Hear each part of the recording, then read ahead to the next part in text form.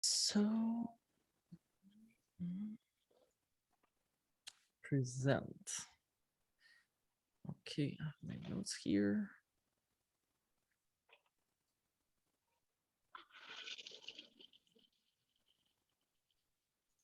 Okay, so this is a construction presentation on how to inspect a real estate property.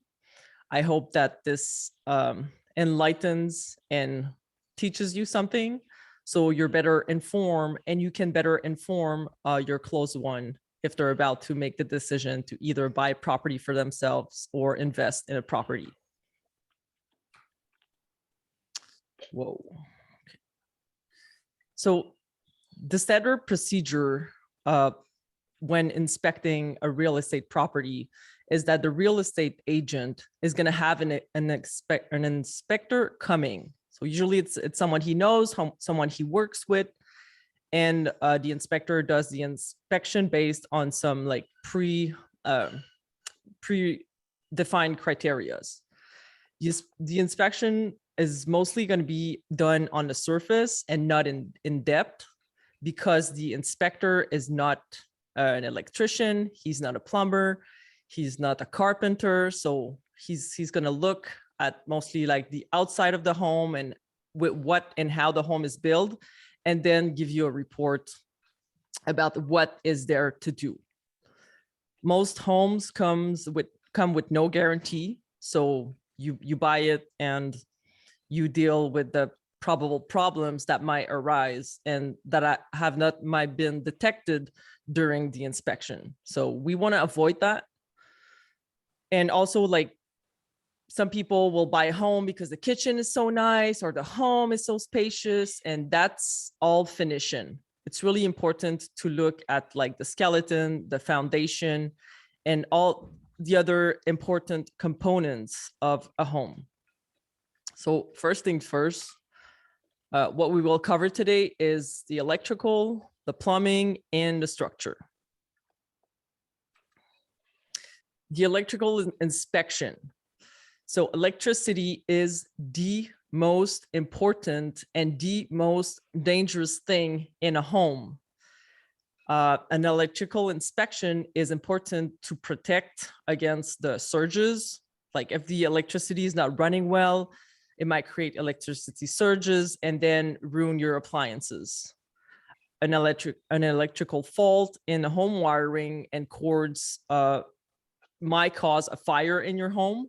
So most common cause of fire in the home are like cooking, smoking, and then electrical problems. So it's very, very important to have a thorough electrical inspection done. Do not leave this up to the inspector who just comes and look on the surface. This has to be looked at in depth. You want to be protected against possible surges, you want to be protected against fire, and you want to be protected against shock. If you don't know what you look for, you'll suffer the consequences. So it's very, very important. The electrical is the most important thing in a home. Sometimes the wires, something I've seen like on the job site is like the copper wires. Usually they go in a bigger aluminum wire, and the copper wires are just like nude in the wall. So you could be, putting a nail in the wall and that goes right into the wire. Obviously the chance is small, and that can still happen if the electrical wire is not protected, which happens. Usually the wires are wired into the ceiling or the floor. The plumbing tree. So plumbing is also very important, and plumbing is composed of two elements. So the air, plumbing is not just like water. You have the city water line, which like each home have access to one. And then you have the air to make the water flow. Basically, that's how plumbing works. So that's the plumbing tree. You will really want to have like a serious plumber come and look at the plumbing tree, see if there's no leak, see if the vent pipe is not clogged, with roofs made of gravel and asphalt, the rocks can get into the drain and the drain can block. So that will reduce in problems in your plumbing. This is something you really want to be aware of and have a good understanding of when you buy a home. It's not something you want to leave to like details. And there's two different types of plumbing. There's the PEX plumbing and the copper plumbing. So that also is important to know what type of plumbing you have in your home. And this summer we had a huge water leak. It was leaking on the foundation, and we had to like remove all the structure, all the floor to access the plumbing, just because a plumber didn't want to pay his guy an extra day to redo the work that was not properly done. So even when you're having like plumbing work in your home, make sure to check, because a lot of contractors, they want to do the job as quickly as possible. And instead of like losing $1 or $2 grand by paying someone or a team for an extra day, well, you'll be the one paying 20, 30 grand 10 years later. At the end, that's probably a year in college for your kids. So you really want to be informed about these things when you're buying a home. So that's it for plumbing. Mold control. So you also want to be detecting if there's mold. Mold might not be as obvious as it is on that picture. There are some equipment, and there are also some specialized companies that does mold inspection. It is worth doing, because again, mold is not always apparent, and you don't want to end up with a mold problem or moving somewhere and having, your kid starting to have asthma and a lot of unexplainable problems that are related to mold. If you ever find yourself in a situation where you're dealing with mold, the mold control product is very, very efficient, and you just want to spray it on the mold. And if the mold is in the walls and in the wood, like, don't be shy to just open the wall and see until where the mold goes. Mostly there's a water leak or there's water, so you want that whole area to dry. So if you discover mold in your home, you kind of want to open that area, maybe put a fan, put up some spray, some mold control, and like wait a few days, and then have a professional come. But these are all things you could do to start addressing the problem instead of waiting for a month or two until you find someone that comes and get it and do it. Sorry. Sometimes waiting times are really long when you wait for a contractor. So when you're dealing with mold, is serious, and you want to resolve that as soon as possible. Insulation. So not all homes have insulation. Surprisingly, older homes do not have insulation, and you can find that out when it's wintertime, when it's cold outside. If you put your hand in front of an electrical outlet and you feel the cold from outside coming in, your home has no insulation. So that's something to ask and to check. If you're not sure, freaking open a wall and find out for yourself. Like this is important. And the insulation, what is insulation? What does it does actually? So the insulation doesn't block cold air from getting in. Sorry. The insulation merges cold and hot air to prevent the heat transfer between the inside and the outside of the home in the wintertime, and from the outside to the inside in the summertime. So insulation also has to be properly installed.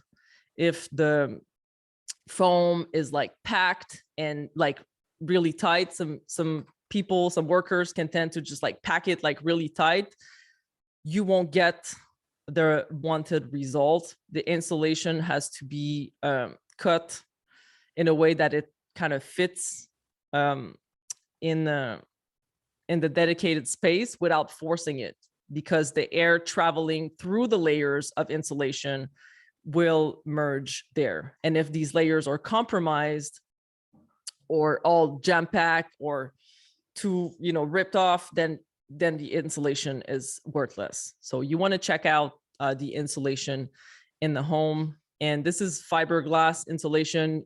When the insulation is done, you also want to check that there's like a plastic over it, so the fiberglass fire are not in suspension in the air in your home. Next one, plank and timber frame. So most homes are built from hardwood, cedar. This is more of an exoskeleton, and this is more of a skeleton. Your worst enemy, your worst enemy when it comes to frame is the carpenter ant. The carpenter ant is known to cause the most damage and will threaten the structural stability of homes.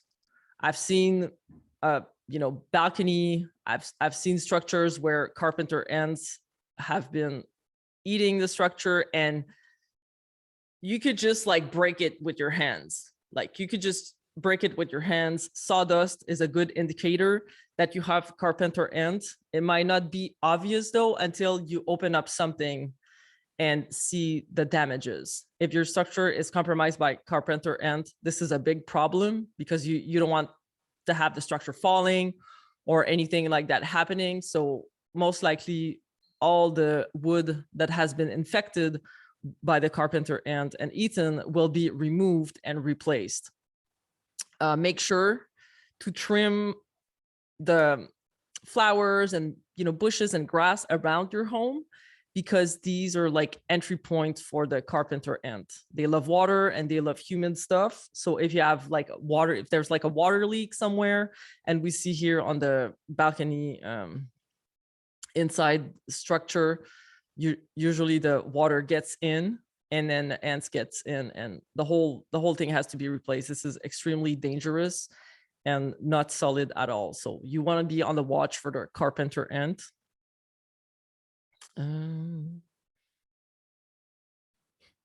Something else for the structure that is very useful is see-through wall technology. So you can buy like a Wallabot, or have your contractor must have one, and just look at the walls, how they were done, what's inside. You can find out if there's rats, metal, wood, where the pipes are. Is this structure built on the code? There's a code, construction code, and there are standards of measurements, let's say, when it comes to like a wood structure. This is not random and for structural reason. So you want to know if with the see-through wall technology, you can see if a wall was repaired and if the structure was respected. You can also either see if the wall is like mandatory for the structure, or if it's just more of a like architectural wall that can like be removed without compromising the structure of the home. So see-through wall technology, very important. Look what's in the wall, look at the structure, where the metal is, where the pipes are, and if everything is up to the code, to the construction code. Brick. It's very hard to find a competent mason for brick. And when we start to look closely, we notice that most brick is not well done. So here we have the brick, big crack in the brick, and an inspector might tell you that this is due to, you got to repair the mortar of the brick, when in fact, when the brick cracks like that, it's most likely because there's a foundation problem, which is a bigger problem than just repairing the brick. And you don't want to be, again, that's compromises the structure of the home. And these are not problems that are cheap to fix, and you don't want to fix it cheaply either. So mortar is made from sand, concrete, and water. And after 50 years, the sand and the concrete separated itself, and the mortar has to be redone. What we usually see is our homeowners who get the brick or the mortar partially repaired after 150 years. Like, don't be like them, and don't, if you buy a house that is in that condition, be very aware that if a brick falls from your building and kills someone, which it will, if it falls from high enough, you'll have bigger problems than redoing the mortar on your building. So this is an example of a brick that was repaired. The color of the brick is different, and the color of the mortar is different as well. So if you start looking closely, like you'll really see again that like most brick is not well done. And this is a good indicator that part of the brick has been repaired. Sometimes you'll have a little corner of random bricks with different mortar color. And if you're really good masons can repair the brick without people ever noticing or knowing. So this is what you get to look for when you're looking at the brick. Also, fun fact, did you know that brick have a side? So here we see the little details in the brick that allows the rain to just fall down when here is inverted. And again, it's hard to find a competent mason. And this is a very like fine detail. You guys might not even like see it because it's probably the first time we're all looking at brick in a such close manner. And these are like tiny details you want to pay attention to, because finding a competent mason is hard, and you don't want to have your brick done by just like a random guy who's going to do it as quickly and as possible and just cut corners round, so you pay the price later. Okay, brick.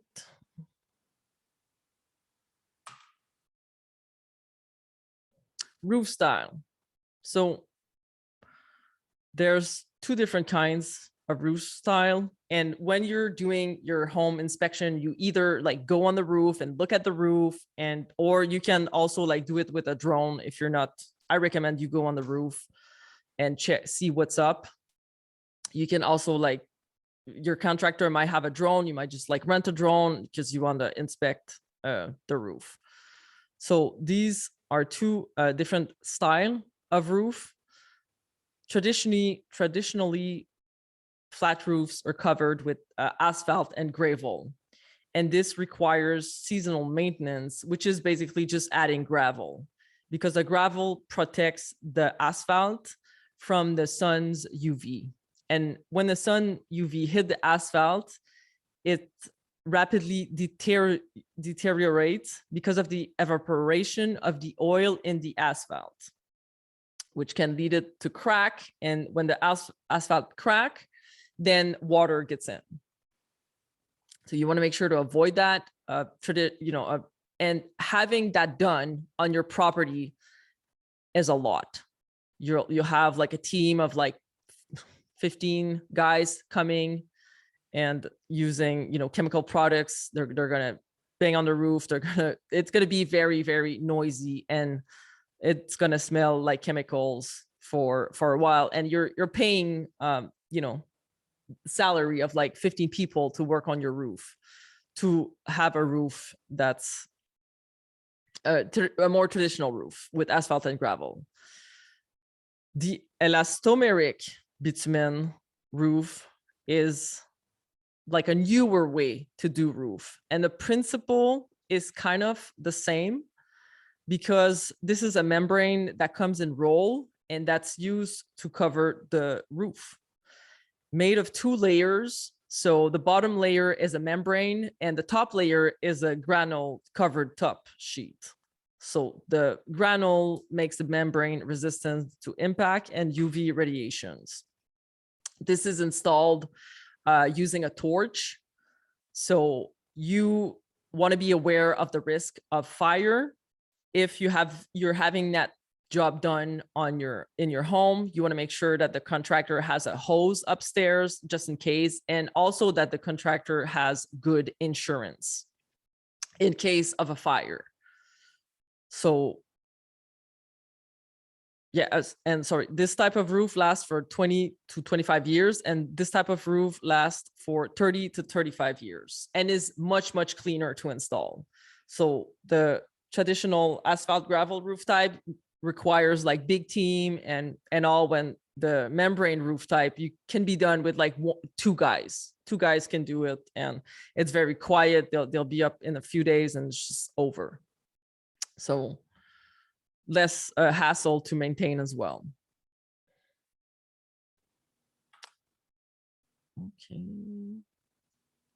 Okay, mindset and tasks. So to do your home inspection, find a competent contractor who's openly sharing about the work that he would be doing on the property and why. You want to pay that person accordingly.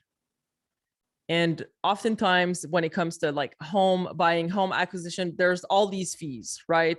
There's the notary, there's the, okay, you're selling, there's a there's all these fees, and do not be cheap on the on the inspection. Do not take what the real estate agent inspector is telling you for granted. Do not take that as cash, because down the line, you will pay like 20 times more for that $500 that it would cost you to have a contractor come and look at the property for like an hour. You're going to pay that price tremendously, and you won't have created a plan in which you are informed and in front of what is of your investment instead of suffering from it.